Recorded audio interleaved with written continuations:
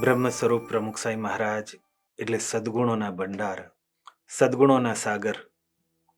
અને જ્યારે જ્યારે એમના ગુણોનું ગાન કરવાની સેવા આવે ત્યારે સહેજે સહેજે મૂંઝવણ થાય.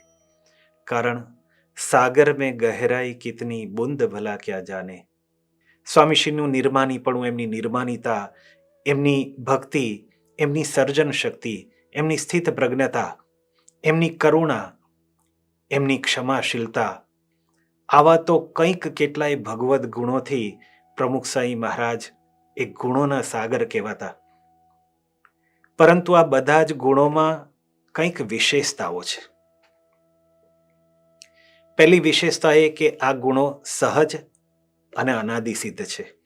આને માટે કંઈક સ્વામીશ્રીને કોઈ સાધના કરવી નથી પડી, એ તો અનાદિના છે.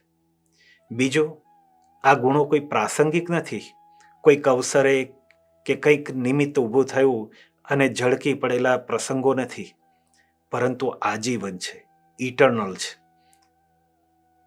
અને ત્રીજી વિશેષતા છે જેના ઉપર આજે આપણે વિશેષ મનન કરવાના છે કે સ્વામીશ્રીના દરેક ગુણોમાં પવિત્રતા અને સચ્ચાઈ એ બેઝ છે. ગુણો તો ઘણામાં હોય, પણ ગુણોને ગુણત્વ, આ પવિત્રતા અને સચ્ચાઈ જ એ ગુણોને સદ્ગુણ બનાવે છે. જેમ પ્રવાસમાં ભગવાનનો સંબંધ ભળે તો એ યાત્રા બની જાય છે. ભોજનમાં કદાચ ભગવાનને ધરાવીને અંગીકાર કરવાનો આવે તો એ ભોજન પ્રસાદ બની જાય છે. કદાચ કોઈક ભૂખ્યા રહે, પણ એને તો ડાયટિંગ કહેવાય, પણ એ ભૂખ્યા રહેવામાં કદાચ સંયમ અને ભગવાનને રાજી કરવાનો વિચાર ભળે તો એ તપ અને વ્રત બની જાય છે. સંગીત ઘણા બધા માણે છે, સંગીત ઘણા બધા જાણે છે, સંગીત ઘણા બધા ગાય છે, પણ એ જ સંગીતમાં ભગવાનના ગુણ ગવાય અને એ જ સંગીતમાં ભગવાનને રીઝવવાનું તાન ભળે તો એ સંગીત એ કીર્તન ભક્તિ બની જાય છે. ભગવાન સ્વામિનારાયણ આવી જ કંઈક વાત વચનામૃત ગઢડા મધ્યના 6 વચનામૃતમાં કરે છે.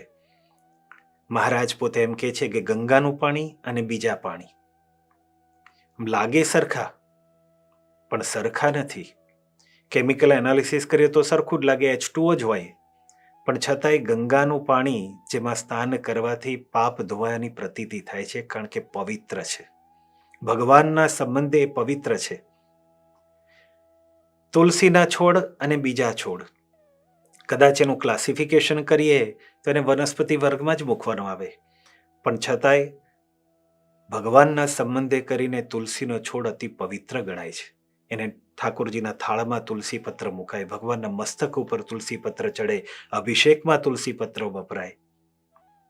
શાલિગ્રામના પાણા અને બીજા પાણા, કદાચ એનું કમ્પોઝિશન જોઈએ તો સિલિકા જ છે, પણ એકને પરમાત્માના સ્વરૂપ તરીકે, ભગવાનના સ્વરૂપ તરીકે એનું પૂજન કરવામાં આવે છે, અને બીજા પથ્થર એ કાગડા ઉડાડવામાં વપરાય. તો લાગે છે સરખું, પણ સરખું નથી. એમ ગુણો તો કદાચ ઘણા બધામાં હોય, પણ પવિત્રતા અને સચ્ચાઈ જે છે આ ગુણોને સદ્ગુણ બનાવે છે. પ્રમુખ સાંઈ મહારાજનું જીવન, એમના પ્રત્યેક ગુણો, એમની પ્રત્યેક ક્રિયામાં અત્યંત પવિત્રતા, અત્યંત નિર્મળતા અને એટલી સચ્ચાઈ જોવા મળતી, એના સાતત્યના દર્શન થતા. આવી પવિત્રતા વિશે કદાચ લખવું, બોલવું એ સહેલું છે, પણ પ્રમુખ સાંઈ મહારાજ એ પવિત્રાને 9 દાયકા સુધી જે રીતે જીવી ગયા એ કોઈક અલગ ભૂમિકા છે. અને જેઓને પ્રમુખ સાંઈ મહારાજનો અલ્પ સહવાસ પણ થયો છે, એમને એમના ગુણો અને એ ગુણોમાં રહેલી પવિત્રતા સ્પર્શી ગઈ છે. એવા એક સંત હતા બ્રહ્મલીન પૂજ્ય સત્યનાથ મિત્રાનંદ ગિરિજી. સત્યમિત્રાનંદ સ્વામી એક સમયના, જેઓ પોતે શંકરાચાર્ય અને આધ્યાત્મ માર્ગે સારું એવું પ્રયાણ કરનાર, જે પ્રમુખ સાંઈ મહારાજને જોતા જે પોતે સમજી ગયા અને પોતે જે બોલ્યા તે એમના જ શબ્દોમાં સાંભળીએ. प्रमुख साईं महाराज के साथ बहुत बार उनके चरणों में, उनके वात्सल्य में, उनके सानिध्य में, उनकी कृपा में जीने का मुझे अवसर मिला है. प्रमुख साईं महाराज सर्वश्रेष्ठ संत विभूति है, क्योंकि संत केवल बाह्य वस्त्रों से नहीं, आचरण से पहचाने जाते हैं. आज लोग ट्रांसपेरेंसी की बड़ी बात करते हैं, लेकिन प्रमुख साईं महाराज जैसा पारदर्शी जीवन जीने वाला, जिनको आप रात्रि में देखे या दिन में देखे, बाहर से देखे या भीतर से देखे, द्वार से देखे या खिड़की से देखे, धरती से देखे या आकाश से देखे, एक ऐसा एक जैसा दिखने वाला ऐसा महापुरुष वो प्रमुख साईं महाराज थे। પૂજ્ય સત્યાનંદ મિત્રાનંદ સ્વામીએ જે વાત કરી એ કેટલી સર્વથા યોગ્ય છે। બહાર સે દેખે યા ભીતર સે દેખે, અંદરથી જોઈએ કે બહારથી જોઈએ, પ્રમુખ સાંઈ મહારાજના જીવનમાં એક સૂત્રતા, એક પવિત્રતાના દર્શન આપણને થાય છે। સંતત્વ એ કોઈ બાહ્ય વસ્ત્ર પરિધાન નથી, પરંતુ આંતર વૈભવ છે, મન હૃદયની આંતરિક ભાવનાઓ છે। પ્રમુખ સાંઈ મહારાજના હૃદયમાં એટલી પવિત્રતા, એમના મનમાં એટલી નિર્મળતા અને એટલી સચ્ચાઈ કે જેમાં કોઈ મલિનતા નહીં, કોઈ સ્વાર્થ વૃત્તિ નહીં, કોઈ દંભ નહીં, કોઈ છળ કપટ નહીં, ન હોય તેવું ઉપજાવીને કંઈક દેખાડો કરવાની કોઈ વૃત્તિ નહીં, કોઈને આજી દેવાની પણ કોઈ એવી ભાવના નહીં।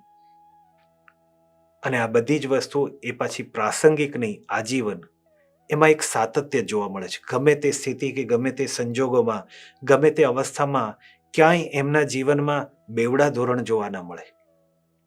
જેમ વાલ્મીકી ઋષિએ ભગવાન શ્રી રામ માટે પોતે એવું લખ્યું કે રામો દ્વિર્નાભિભાષતુ, રામચંદ્રજીના જીવનમાં ક્યારેય બેવડા ધોરણ જોવા ન મળતા, એમના વ્યવહારમાં પણ ક્યારેય એવું કંઈ જોવા ન મળતું।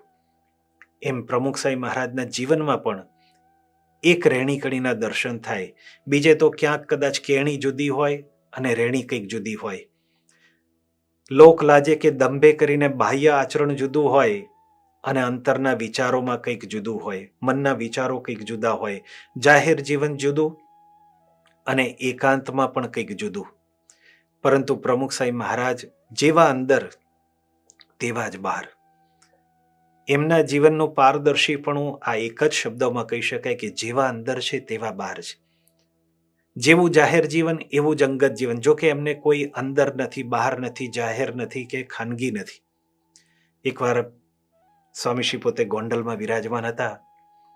અમદાવાદથી પૂજ્ય બ્રહ્મવિહારી સ્વામી અને વિશ્વવિહારી સ્વામી કોઈ કામ અંગે કોઈક પ્રોગ્રામ નક્કી કરવા માટે સ્વામીશ્રી સાથે વિમર્શ કરવા માટે ગોંડલ ગયા હતા।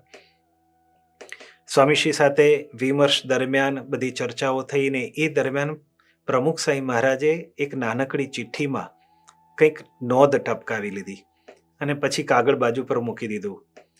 સામે વિમર્શ કરી રહેલા સંતોની આ દ્રષ્ટિમાં આવી ગયેલું એટલે જ્યારે વિમર્શ પૂરો થયો એટલે વિશ્વવિહારી સ્વામીએ સ્વામીશ્રીને પૂછ્યું કે આપની પ્રાઇવેટ ડાયરીમાં શું નોંધ્યું?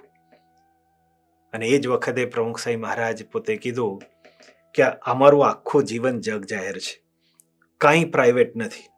જે પ્રાઇવેટ રાખે ને એને ભય હોય, અમારે તો મહારાજ સામે જોઈને જીવન જીવી જઈએ છે, અમારું કશું જ ખાનગી નથી। હા, એમના જીવન સામું જોઈએ છે તો એ દેખાય છે કે 24 કલાક જાહેર જીવન સતત સંતો અને હરિભક્તોથી વીંટળાયેલા જ હોય। એવી એક પણ ક્ષણ કે જેને અંગત કહી શકાય એવી નહીં, અને એવી એક પણ ક્ષણ નહીં કે જે બીજાના હિત માટે ન વપરાતી હોય। એક ખુલ્લી કિતાબ જેવું સ્વામીશ્રીનું જીવન, જેમાં સાથે રહેનાર હોય કે દૂર રહેનાર, દરેકને એમની રહેણી કરણી અને વિચારસરણીમાં ક્યાંય વિરોધાભાસ ન દેખાય। મનસી એકમ વચસી એકમ કર્મણી એકમ ચ સેવતે, આનો એક અનુભવ સ્વામીશ્રીના જીવનમાં દરેકને થતો। ગાંધીનગરમાં એકવાર જળઝીણીના ઉત્સવ સમયે સરિતા ઉદ્યાનમાં કાર્યક્રમ હતો। સંતો હરિભક્તો પણ ત્યાં ઉત્સવમાં જોડાયા હતા। ત્યાર પછી પ્રમુખ સાંઈ મહારાજ પોતાના ઓરડામાં બેઠા હતા। એ વખતે પૂજ્ય શુકમુનિ સ્વામી અને બ્રહ્મવિહારી સ્વામી સ્વામીશ્રીના દર્શન માટે પ્રવેશ્યા। સ્વામીશ્રીને એકલા બેઠેલા જોઈને થોડી ગોષ્ઠી શરૂ કરી। એમાં સંતોએ સ્વામીશ્રીને પૂછ્યું કે બાપા, આપ જન્મ્યા ત્યારથી અત્યાર સુધી આપને કયો વિચાર સતત આવ્યા કરે છે? તરત જ પ્રમુખ સાંઈ મહારાજ પોતે બોલ્યા કે મને કયો વિચાર ક્યારેય નથી આવતો એ કહું? અને સ્વામીશ્રીએ પોતે કહ્યું કે મને ક્યારેય કોઈનું અહિત કરવાનો વિચાર નથી આવ્યો। આવતો જ નથી. આ કેટલી પવિત્રતા કહેવાય. 1990માં પણ રાજસ્થાનમાં બિલાડા સ્ટેટના માધવસિંહ દિવાને પણ પરમ પૂજ્ય સ્વામીશ્રીને આમંત્રણ આપ્યું હતું. સ્વામીશ્રી એમને ત્યાં પધારેલા. રાજમાતાના અંતિમ અવસ્થા હતી અને એ આખો કુટુંબ સત્સંગના રંગે રંગાયેલું. પ્રમુખ સાંઈ મહારાજના દર્શનની અભિલાષાથી એમને સ્વામીશ્રીને આમંત્રણ આપેલું. 5-6 દિવસ સ્વામીશ્રી ત્યાં રોકાણા હતા. એક દિવસ સાંજના આસન કરીને સ્વામીશ્રી પોતાના ઓરડામાં બેઠા હતા. આછું અજવાળું હતું, બાજુમાં ઠાકોરજી હતા અને એ વખતે વિચરણમાં સાથે ફરતા એક યુવક હેતલ દેસાઈ એ રૂમમાં પ્રવેશ્યો. એણે જોયું કે સ્વામી એકલા બેઠા છે. એટલે સહેજે જ સખાભાવથી પૂછ્યું, કેમ બાપા એકલા બેઠા છો? ત્યારે સ્વામીશ્રીએ કહ્યું કે ના, ઠાકોરજી છે ને જોડે, એકલા ક્યાં છીએ? અને તરત જ તક ઝડપતા હેતલ દેસાઈએ સ્વામીશ્રીને પ્રશ્ન પૂછ્યો કે સ્વામી, આ ઠાકોરજી અહીંયા છે, ભગવાન બેઠા છે અને આપ છો, તો આપ બંનેની હાજરીમાં, ગુરુ અને હરિની હાજરીમાં હું જે કંઈ સંકલ્પ કર્યો પૂરા થાય કે ન થાય? સ્વામી તો બહુ વિચક્ષણ, એટલે તરત જવાબ આપવાને બદલે એમણે કીધું કે એ તો પહેલા સંકલ્પ કહેવા પડે, પછી કહીએ, પછી જવાબ આપો. નાના પહેલા આપ કહો કે અત્યારે આપની ઉપસ્થિતિમાં હું આ શુભ સંકલ્પ કરું તો પૂરા થાય કે ન થાય? એટલે સ્વામીશ્રીએ ભગવાનનો મહિમા કીધો કે ભગવાન અને સંત એ તો પારસમણી અને ચિંતામણી જેવા છે. એમના સાનિધ્યમાં જે કંઈ પણ શુભ સંકલ્પો કરીએ એ સિદ્ધ થાય જ. એટલે તરત જ હેતલે બીજો પ્રશ્ન પૂછ્યો કે બાપા, આજ સુધી જેટલું જે કોઈ વ્યક્તિઓને, જે કોઈ સંસ્થાએ આપનું ભૂંડું કર્યું છે ને, એ બધાનું ધનોત્પનોત નીકળી જાય. હું આજે આ સંકલ્પ કરું છું, એ બધાનું નામો નિશાન મટી જાય. અને જેવું આ સાંભળ્યું ને, અત્યાર સુધી શાંત, સ્વસ્થ અને સ્થિર એ પ્રમુખ સાહેબ મહારાજ, એમની ભ્રકુટી ફરી, મોઢાના ભાવ બદલાઈ ગયા અને આકળાથી ને તરત જ એમણે હેતલને વાત કર્યું કે અહીં આવ, નજીક આવ, ઠાકોરજીના ચરણાવીન પકડ અને આજ સંકલ્પ કર કે આજ પછી ક્યારેય એવું બોલીશ નહીં, વિચારીશ પણ નહીં કે કોઈનું અહિત કરવાનું કે ભૂંડું કરવાનું આપણે સંકલ્પ પણ ન કરવો. ઘણા સમય પહેલા ખાલી સ્વામીશ્રી એટલો ઉલ્લેખ કરેલો કે મને ક્યારેય કોઈનું અહિત કરવાનો વિચાર નથી આવતો, પણ આજે પોતાના સાનિધ્યમાં આમ જોવા જઈએ તો એકાંત હતું, રૂમમાં બીજું કોઈ નહોતું, સામે એક વફાદાર, હેતવાળો, નિષ્ઠાવાળો યુવક હતો, તો કદાચ એને અનુમોદન આપી શક્યા હોત, મરમાળું હાસ્ય કરીને વિરમી ગયા હોત, પણ સ્વામીશ્રી એને વારીને એને પણ આ પવિત્રતાના પાઠ શીખવ્યા કે ક્યારેય કોઈનું ભૂંડું આપણે વિચારવું નહીં.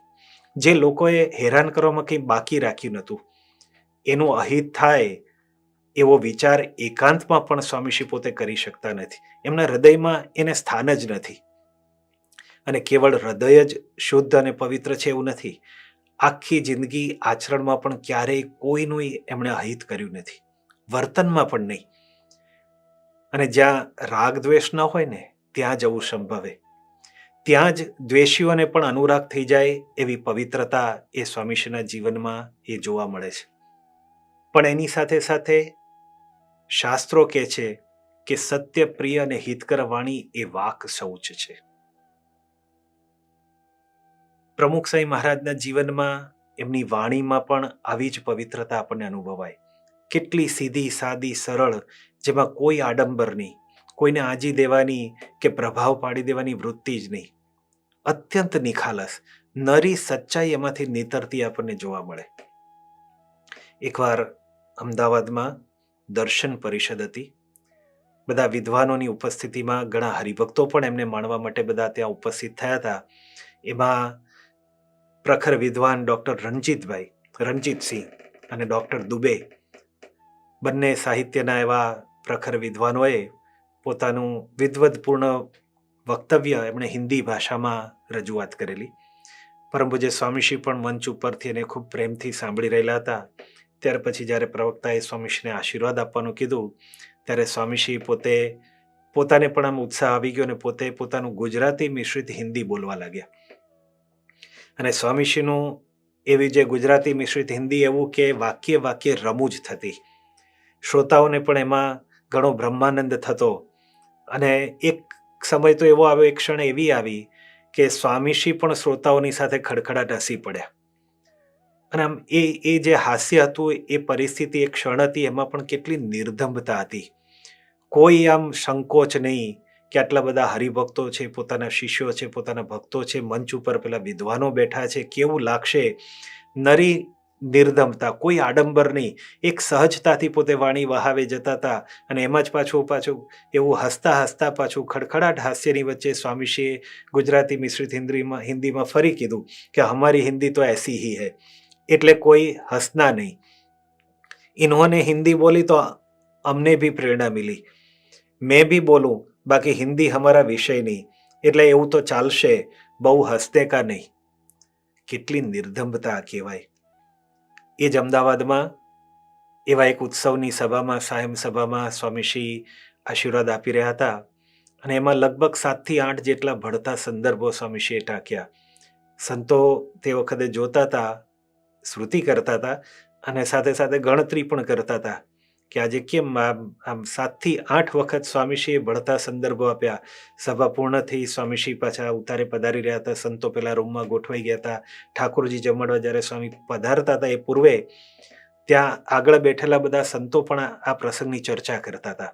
એક બધા પોતે શ્રુતિ કરતા હતા કે સ્વામીશ્રીએ કે ક્યાં આગળ ભળતો સંદર્ભ આપ્યો. અને એમાં સ્વામીશ્રીનો પ્રવેશ થયો. તરત જ કોઈએ શ્રીમદ સદગુણ શ્લોક ઉપાડ્યો.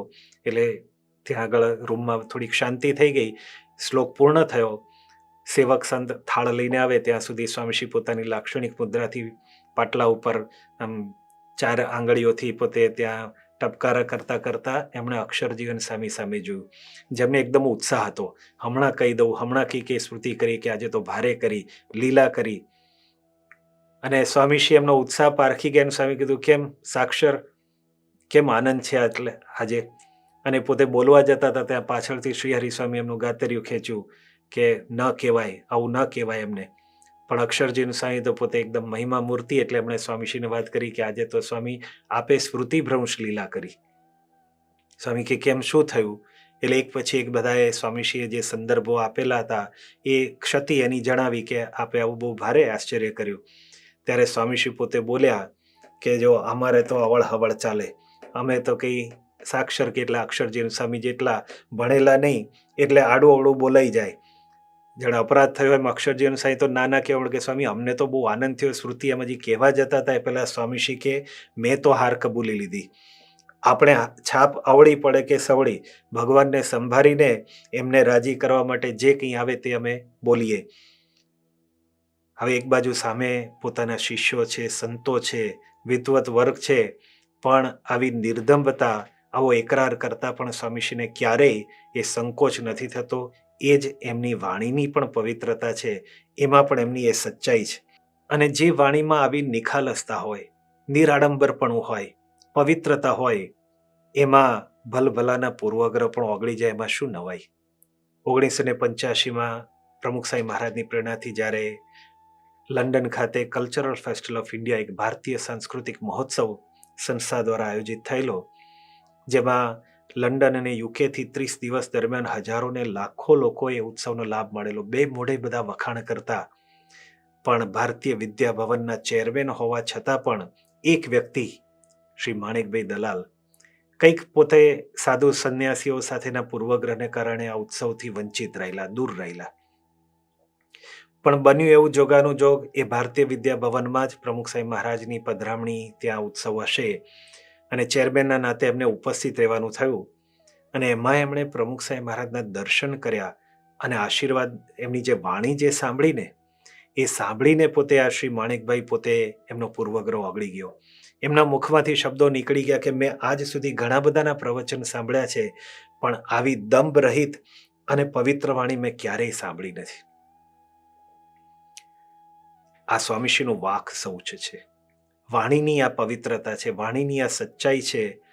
પણ પવિત્રતાની સાથે સાથે સ્વામીશ્રી જે વચન પણ નિભાવે છે, એ પણ પ્રમુખ સાંઈ મહારાજની વાણીની વિશેષતા છે કે ક્યારેય ખોટું કરવું નહીં, ખોટું બોલવું નહીં, આપેલું વચન એ નિભાવવું હંમેશા, એવો એમનો અભિગમ રહેલો છે. પોચાસણમાં જ્યારે પ્રમુખ સાંઈ મહારાજ એકવાર બિરાજમાન હતા, એક નાનકડો છોકરો અભય જયસ્વાલ નામનો, 6 વર્ષની કદાચ એની ઉંમર, એના મામાની આંગળી પકડીને દર્શને આવેલો. મુલાકાત દરમિયાન સ્વામીએ પણ એની સામે દ્રષ્ટિ કરી, એણે પણ સ્વામી સાથે જોયું. કંઈક બાળ સહજ ગોષ્ઠી પણ થઈ, વાર્તાલાપ થયો, અને એમાં ને એમાં એ નાનકડા બાળકે આમંત્રણ આપી દીધું કે સ્વામી તમે મારે ઘેર આવશો. સ્વામી પૂછ્યું કયું ગામ? અને કારવણ ગામ. સ્વામીશ્રી કીધું તું ભજન કરજે, કોક દાડો આવશું. ત્યાર પછી તો કેટલો સંવાદ થયો, શું વાતો થઈ એ તો હજી કોઈને યાદ નથી. પરંતુ 4 વર્ષ પછી પ્રમુખ સાહેબ મહારાજ વડોદરામાં વિચરણ કરતા હતા. વડોદરાથી પોર આવ્યા, અને પોરમાં 2 દિવસનું રોકાણ હતું. પણ કોને ઘેર ઉતારો, ક્યાં કાર્યક્રમ, કોઈ નિર્ધારની કોઈને ખબર નહીં. પણ એ દિવસે સવારે જ પોરથી સ્વામીશ્રી કારવણ ગયા, અને અભયને આપેલું વચન નિભાવીને એને રાજી કર્યો. એક નાનકડા બાળકની જે ઈચ્છા હતી, એને જે સ્વામીશ્રીએ પ્રોમિસ આપ્યું હતું, એ વચન સ્વામીશ્રીએ 4 વર્ષ પછી પણ મનમાં રાખીને નિભાવ્યું. સ્વામીશ્રીના આવા પ્રસંગો સાંભળે છે ત્યારે એમની વાણીની સચ્ચાઈ, વચન નિભાવવાની તત્પરતા, એના આપણને દર્શન થાય છે. એમાં પણ કેટલી પવિત્રતા છે એ આપણને અનુભવાય છે. યન મનસા ધ્યાયતિ તદ વાચા વદતી, યદ વાચા વદતી તદ કર્મણા કરોતી. જેનો આત્મા ને જેનું અંતઃકરણ અત્યંત નિર્મળ હોય, અત્યંત શુદ્ધ, એના કેવળ મનની ભાવના જ કે પછી વાણી જ પવિત્ર હોય એવું નથી, પણ એનો વ્યવહાર પણ એવો જ પવિત્ર ને એવો જ શુદ્ધ હોય છે. અતિશય સુખ, અતિશય દુઃખ અને એકાંત, આ 3 પરિસ્થિતિ એવી છે જેમાં વ્યક્તિનું આચરણ એના અંતર વ્યક્તિત્વને છતું કરી દે છે. અતિશય સુખ અને અતિશય દુઃખમાં વ્યક્તિ પોતે સ્વકેન્દ્રી બની જાય છે. એમાં એને બીજા કોઈનો વિચાર જ ના આવે, અને એકાંતમાં એનું લજ્જાનું ઢાંકણું ખુલી જાય. પરંતુ પ્રમુખ સાહેબ મહારાજના જીવનમાં જોઈએ તો એમના કર્મમાં પણ, એમની ક્રિયાઓમાં પણ જે સચ્ચાઈ જે છે ને, એની આ સાબિતી છે કે અતિશય સુખમાં, અતિશય દુઃખમાં કે એકાંતમાં પણ એમનો આ પવિત્રતાનો ગુણ, એમની એ સચ્ચાઈ એ ક્યારેય આથમતી નથી. એમની ભક્તિ લ્યો, એમનો વૈરાગ્ય લ્યો, એમની કરુણા લ્યો, પ્રત્યેક ગુણોમાં, પ્રત્યેક અવસરે, ગમે તે સંજોગોમાં, ગમે તે અવસ્થામાં એમાં નરી પવિત્રતા એવી ને એવી જ, એનું સાતત્ય આપણને દેખાય છે. સ્વામીશ્રીની ભક્તિ એ વિશે આપણે સૌ જાણીએ છીએ, પણ એ ભક્તિની સચ્ચાઈ કેવી છે? ઠાકોરજીને પ્રથમ રાખનારા સ્વામીશ્રી અતિશય સુખમાં હોય કે અતિશય અને દુઃખમાં કે એકાંતમાં પણ એ જ સાતત્ય આપણને દેખાય છે. કેનેડાની પાર્લામેન્ટમાં જ્યારે એમનું સન્માન થયું ત્યારે સ્પીકરે એનાઉન્સમેન્ટ કર્યું, અને પ્રમુખ સાહેબ મહારાજ ત્યાં ઊભા થશે એવું એમણે સંબોધન કર્યું કે જેથી બધા જોઈ શકે કે આ કોણ મહાપુરુષ છે. પણ એ વખતે સ્વામીશ્રી પોતે બેઠા રહ્યા અને સેવક સંઘે વિનંતી કરી કે ઠાકોરજીને ઊભા કરો, ઠાકોરજી લઈને આપણે છે. તો અતિશય સન્માનના પ્રસંગમાં પણ એમને પ્રથમ ઠાકોરજી સાંભળ્યા, અને અતિશય દુઃખના પ્રસંગમાં પણ, જ્યારે બાયપાસ સર્જરીનો અવસર હતો એ વખતે ડોક્ટરોની અતિશય ઈચ્છા હતી કે બહુ મોડું કરાય એવું નથી, ગંભીર પરિસ્થિતિ છે. બધા જ સંતોની પણ એવી ઈચ્છા હતી કે સર્જરી જલ્દી શરૂ થઈ જાય તો સારું. પણ એ વખતે સ્વામીશ્રી કોઈક કારણોસર એ સર્જરીને થોડોક સમય ઠેલી રહ્યા હતા. સ્વામીશ્રી હાથમાં માળા ફેરવતા રહ્યા, અને છેક 3 વાગ્યા ત્યારે સ્વામીશ્રી કીધું કે હવે ચાલો. સર્જરી સફળતાપૂર્વક પતી ગયા પછી એક વખત સંતોએ સ્વામીશ્રીને પૂછ્યું કે સ્વામી, અમને સમજાતું નથી કે આટલી બધી ગંભીર પરિસ્થિતિ હતી, ડોક્ટરોની પણ ઈચ્છા હતી અને સર્જરી તાત્કાલિક શરૂ કરવી પડે એવી હોવા છતાં પણ આપ 3 વાગ્યા સુધી કેમ રાહ જોઈ? ત્યારે સ્વામીશ્રીએ પોતાનો રહસ્ય ઉદ્ઘાટન કર્યું. સ્વામી કે ઠાકોરજીને આરામ થઈ જાય પછી ઠાકોરજીને જળ ધરાવીને, ફ્રૂટ ધરાવીને પછી સર્જરી રૂમમાં સાથે લઈ જવાય ને, જેથી ઠાકોરજીનો આરામનો સમય વેડફાય નહીં. અતિશય દુઃખમાં માણસ સ્વકેન્દ્રી બને, પણ સ્વામીને ત્યારેય ઠાકોરજી સાંભળ્યા, અને અતિશય એકાંતમાં પણ એ જ ઠાકોરજીની પ્રત્યેની ભક્તિના દર્શન થાય ત્યારે આપણને એમાં સચ્ચાઈ દેખાય છે. બોસ્ટનથી કેનેડા સ્વામીશ્રી કેરેવનમાં જઈ રહ્યા હતા. આગળ કોઈ ટ્રાફિક અથવા તો બમ્પ્સ આવ્યો હશે, એને કારણે થોડીક બ્રેક વાગી અને સેવક સંતના હાથમાં જે ઠાકોરજી હતા એ ઠાકોરજી ત્યાં નીચે પડ્યા. અને જેવા ઠાકોરજી નીચે પડ્યા, સ્વામીશ્રી જાણે એક અપરાધ થઈ ગયો હોય, ગળગળા થઈ ગયા, ગદગદ ભાવે પ્રાર્થના કરવા માંડ્યા. કેરેવાનની અંદર સ્વામીશ્રી દંડવત કરવા માંડ્યા.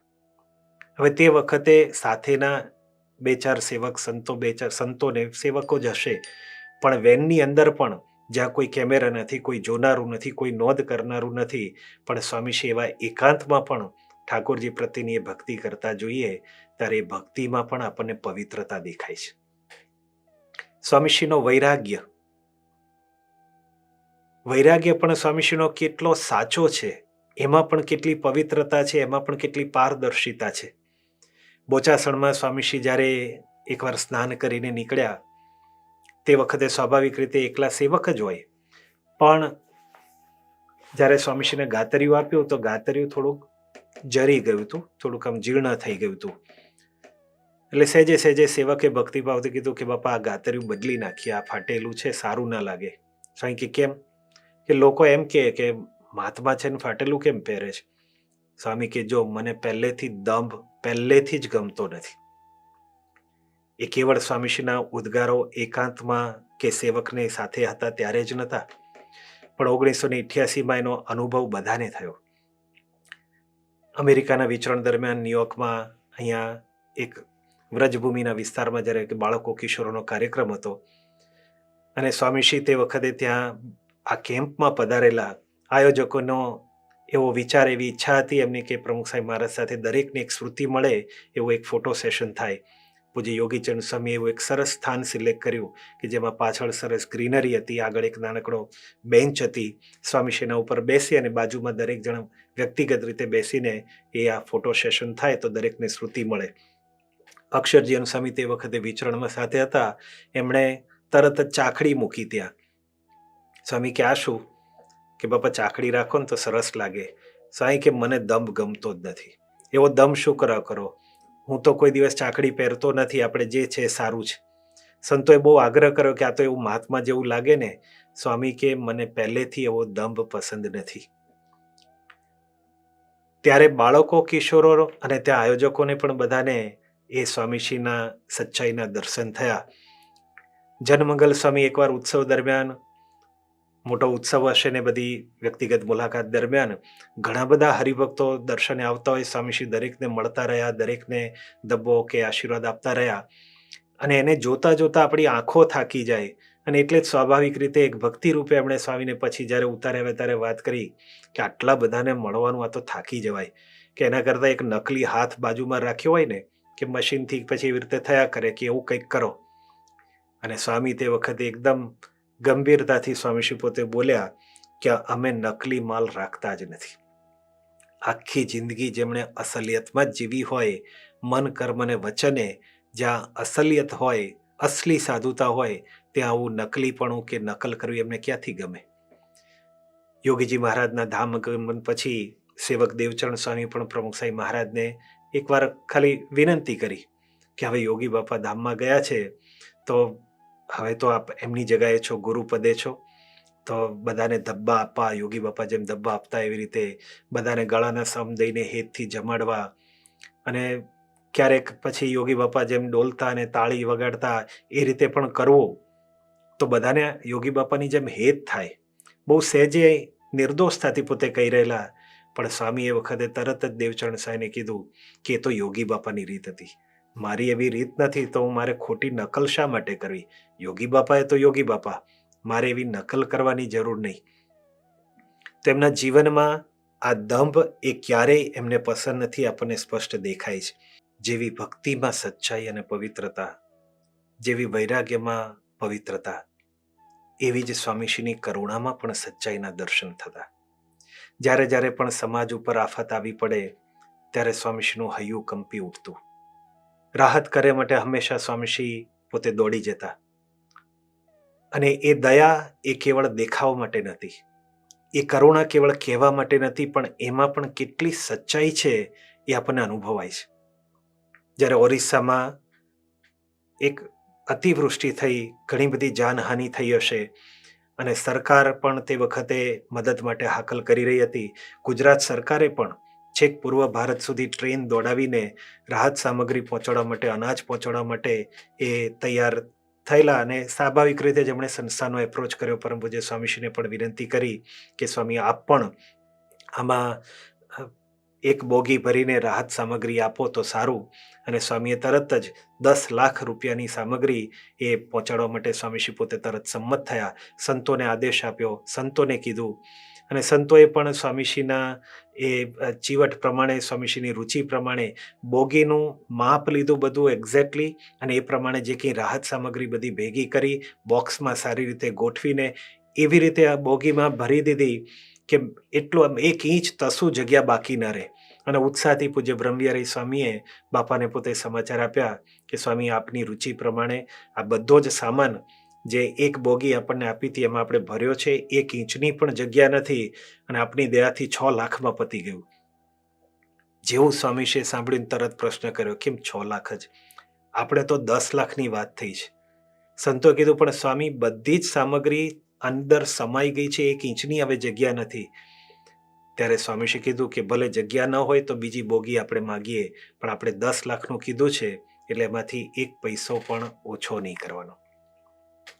સુનામી જ્યારે ભારતમાં તે વખતે દક્ષિણમાં જ્યારે સુનામીની પણ ઘટના બની, અસરગ્રસ્ત વિસ્તારોની મદદને માટે સ્વયંસેવકો તો ગયા, પણ દાનનો પ્રવાહ પણ એટલો સારો મળેલો, સંસ્થાએ ત્યાં આગળ એ રાહત પહોંચાડી. તો એ વખતે ગામના આગેવાનોએ પણ હરિભક્તોને વાત કરી કે આમાંથી થોડી રકમ તમે સંસ્કારધામ માટે વાપરશો તો પણ વાંધો નથી. એટલે હરિભક્તોએ સ્વામીશ્રીને પૂછાવડાવ્યું કે બાપા, અહીંના ગામના આગેવાનો કહે છે કે આ રાહત સામગ્રી તો બધી આવી છે, પણ જે ફંડ આવ્યું છે એમાંથી તમે મંદિર કરો, સંસ્કારધામ પણ કરો. ત્યારે સ્વામીશ્રીએ તરત જ એમને ઉપદેશ આપ્યો કે જો જે કામ માટે સેવા આવી હોય એને માટે જ વાપરવાનું. એ 5 રૂપિયા હોય કે 50 લાખ, પૈયે પૈનો હિસાબ રાખવાનો. સરકારને પણ એવો ચોખ્ખો રિપોર્ટ આપવાનો. આવા પ્રસંગો જોઈએ છે ત્યારે સ્વામીશ્રીના કરુણામાં પણ એવી સચ્ચાઈ દેખાય છે. જેને કેવળ ખાલી ચેરિટી કરીને નામ કમાવવું હોય તો હિટ એન્ડ રન કરીને છૂટા પડી જાય. કદાચ મેગેઝિનમાં સમાચાર આવી ગયા, ક્યાંક નોંધ થઈ ગઈ, ફોટા પડી ગયા, પબ્લિસિટી માટે ઇનફ મટીરિયલ મળી ગયું, પણ સ્વામીશ્રી તો પ્રત્યેક આવા પ્રસંગે છેક ઊંડાણપૂર્વક એમાં સ્વામીશ્રી મદદ માટે ચિંતિત થઈ જતા. ભુજના ભૂકંપ વખતે જ્યારે સ્વામીશ્રીએ પોતે રાહત કાર્યનો આરંભ તો કરાવ્યો, રોજે રોજની રજેરજની વિગત સ્વામીશ્રી મેળવતા, પ્રેરણા આપતા, માર્ગદર્શન આપતા. એમાં સ્વામીશ્રીએ એકવાર સંતોએ જે લિસ્ટ બનાવેલું રાહત સામગ્રીનું, ટીન સિટી કરીને ટેમ્પરરી કાર્ય માટે બધાને ત્યાં જીવન ચાલુ રહે એને માટે જે કંઈ લિસ્ટ બનાવેલું, કોઈને પ્રાઇમસ આપવાનો થાય, કોઈને ટમ્બલરને બકેટ આપવાની થાય, એ બધું લિસ્ટનું જોઈને સ્વામીશ્રી તરત બોલ્યા કે આમાં નેલ કટર કેમ નથી? એક નેલ કટરની પણ વિચાર આવે, ટપાલનો પણ વિચાર આવે કે આ બધા ટપાલ કેવી રીતે લખશે એમના સગાવાલાને? ત્યાં તો કશું કોઈ પોસ્ટ ઓફિસ જેવું હવે રહ્યું નથી, બધું ત્યાં આગળ જમીન દોસ્ત થઈ ગયું છે. તો એ પત્ર લઈને તમારે બધાએ રાજકોટ જવું, રાજકોટથી મેલ કરવું, પાછા જવાબ આવે તે લઈને દરેકને ઘરે પહોંચાડવા. આટલો સૂક્ષ્મ વિચાર એ હૃદયમાં નિર્મળતા, નિર્દંભતા અને સાચી પવિત્રતા હોય તો જ એ શક્ય બને. એ સ્વામીશ્રીના જીવનમાં આપણને જોવા મળતું. જેના હૃદયમાં લોકેશણા કે વિત્તેષણા હોય એને આવા સૂક્ષ્મ વિચારો આવે જ નહીં. જેના હૃદયમાં નિસ્વાર્થ ભાવ હોય, સસ્તી કીર્તિ મેળવવાની કોઈ અપેક્ષા ન હોય, અને સાચી પવિત્રતા હોય, હૃદયની આમ સેવા ભાવનામાં સચ્ચાઈ હોય, તો જ આવા સૂક્ષ્મ વિચારો આવે અને તો જ આવી સેવા થઈ શકે. અને જ્યારે જ્યારે આવી પવિત્રતાના દર્શન થાય છે, સહેજે સહેજે સૌ કોઈને એમની પાસે દોડી જવાનું મન થતું. હરિનારાયણાનંદ સ્વામી, ભારત સાધુ સમાજના એક અગ્રણી સંત, એ પણ પોતે એવું કહેતા કે હું પ્રમુખ સાહેબ મહારાજ માટે અવારનવાર એટલા માટે આવું છું કે એમનામાં દંભ નથી, એમનામાં ઘમંડ નથી, ક્રોધ નથી, અને હું આ જે બોલું છું એ બધું તોડી તોડીને બોલું છું. લોકેશણા અને વિત્તેષણાથી તેઓ પર છે. પ્રમુખ સાહેબ મહારાજની પવિત્રતા અને પારદર્શિતાનું મોટામાં મોટું જો કોઈ પ્રમાણ હોય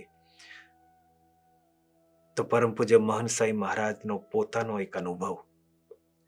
વર્ષો પહેલા જ્યારે ઉત્સવ દરમિયાન મહંત સાહેબ મહારાજના એક પ્રશ્નોત્તરી એમની સાથે ચાલી રહી હતી ને કોઈકે પ્રશ્ન પૂછ્યો કે પ્રમુખ સાહેબ મહારાજ સાથે આપનો જ્યારે પ્રથમ મુલાકાત થઈ, પ્રથમ મેળાપ થયો, પ્રથમ દર્શન થયા, ત્યારે આપને કેવો અનુભવ થયો? એનું વર્ણન કરતા મહંત સાહેબ મહારાજ જે કે છે એમના જ શબ્દોમાં સાંભળીએ. સ્વામી પોતે બોલ્યા કે ફર્સ્ટ ઇમ્પ્રેશન પડી ગયેલી. અસલી સાધુ છે, સાચા સાધુ છે, બહુ જ નિખાલસ છે, બહુ જ સરળ અને સાદા, લાખ માણસ વચ્ચે વાત કે બે માણસ વચ્ચે, એ જ સ્વાભાવિકતાના દર્શન થાય. જરા પણ દોડ દંભ કે દેખાવ નહીં, પોતાની અલમસ્તાઈમાં વર્તે જ. સચ્ચાઈ તો એટલી બધી કે સહેજે આપણો સાક્ષી સ્વીકારે. યોગી બાપા જેવી જ સરળતા, યોગી બાપા જેવી જ સચ્ચાઈ અને યોગી બાપામાં એવો જ અનુભવ એ પ્રમુખ સાંઈ મહારાજના સાનિધ્યમાં થતો. અને એ વખતે એવું થઈ ગયું કે આના માટે માથું આપી દેવા જેવું છે. હા, આપણે અનુભવીએ છીએ કે સંતો હરિભક્તોએ અણનમ માથા સ્વામીશ્રીના ચરણે અર્પણ કરી દીધા છે, સમર્પણ કરી દીધું છે, ન્યોછાવર થઈ ગયા છે. અને એનું કારણ શું હશે? જ્યારે વિદેશ યાત્રાએથી સ્વામીશ્રી પાછા પધાર્યા ત્યારે મુંબઈમાં સ્વાગત સભા હતી. ઘણા બધા મહાનુભાવો પણ સ્વામીશ્રીના દર્શને આવેલા. કોઈક લેખકો, ચિંતકો, વિચારકો પણ એમાં હતા. એ બધા વતી હરીન્દ્રભાઈ દવે જ્યારે સ્વામીશ્રીને મળ્યા ને એમના પોતે ઉદ્બોધન કરવાનું થયું ત્યારે એમણે પોતે આ જ પ્રશ્ન પૂછ્યો કે સ્વામી, અમે બધા લેખકો છીએ, ચિંતકો કહેવાઈએ, વિચારકો કહેવાઈએ, સારા સારા લેખો લખીએ છીએ, વિચારો બધાને આપીએ છીએ, કોઈ જીવનમાં ઉતારતું નથી, જાણે જાણે અમને કોઈ સાંભળતું જ ન હોય એવું લાગે. અને બીજી બાજુ જ્યારે આપની સામે જોઈએ છે તો આપના એક ઈશારે બધા બધું જ સમર્પણ કરવા, ન્યોછાર કરવા તૈયાર થઈ જાય છે. એનું શું કારણ હશે? પોતાના મનમાં ઉદ્ભવેલો આ પ્રશ્ન અને મૂંઝવણનો પોતે જ ઉકેલ આપતા એમણે કીધું કે સ્વામી, એનું કારણ અમને ખબર છે, અમારામાં વર્તનનું બેલેન્સ નથી અને એટલે અમારો ચેક બાઉન્સ થાય છે. જ્યારે આપનામાં વર્તનનું અખૂટ બેલેન્સ છે, ક્યારેય આપનો શબ્દ પાછો પડતો નથી. જ્યાં આવી પવિત્રતા અને સચ્ચાઈ સભર વર્તનનું બેલેન્સ છે, એવા પ્રમુખ સાંઈ મહારાજના સાનિધ્યમાં સહેજે સહેજે શંકાઓ શમી જાય, દ્વિધાઓ દૂર થઈ જાય, પૂર્વગ્રહ બધા પીગળી જાય. એ સ્વાભાવિક છે. અખંડ શાંતિ, પરમ આનંદનો અનુભવ બધાને થવા માંડે છે. આવા પ્રમુખ સાંઈ મહારાજની પવિત્રતાના પ્રભાવને, એ પવિત્રતાની પરાકાષ્ઠાને, એ પવિત્રતાના એની પાછળ રહેલા રહસ્યને વિશેષ માણવા માટે અને આપણા જીવનમાં એને આત્મસાત કરવા માટેનું વિશેષ ચિંતન આવતીકાલે કરીએ. ત્યાં સુધી સર્વને જય સ્વામિનારાયણ. આવી વધુ કથા સાંભળવા શ્રવણમાલા ચેનલને સબસ્ક્રાઇબ કરો.